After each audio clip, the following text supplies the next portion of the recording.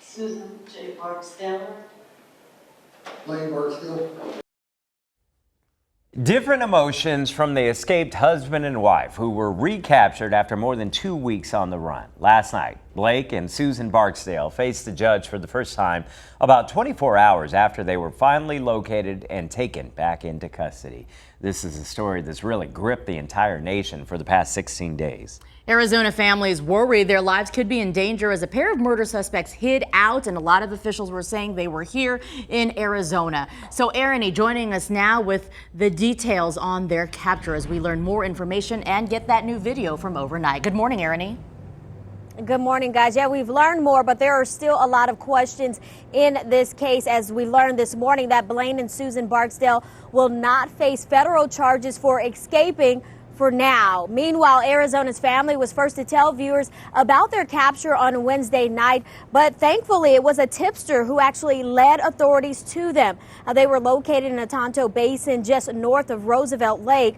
But yesterday, the Barksdales were in court in Pima County. Now, another question we still do not know is whether the person whose home the Barksdales were hiding in will face charges. But here's how a marshal described the takedown.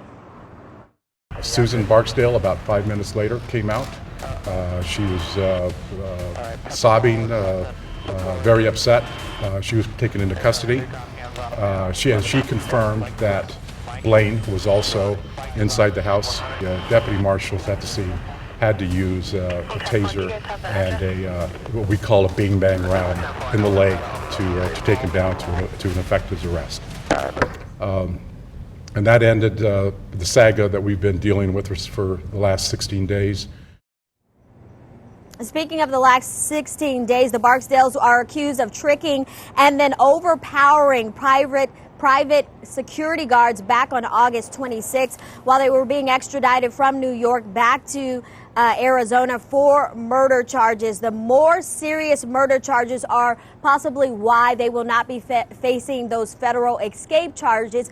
But the big lingering question here is, where is the body of the victim, Frank Bly? As of this point, it still has not been located. Meanwhile, the Barksdales are scheduled to be in court again next week.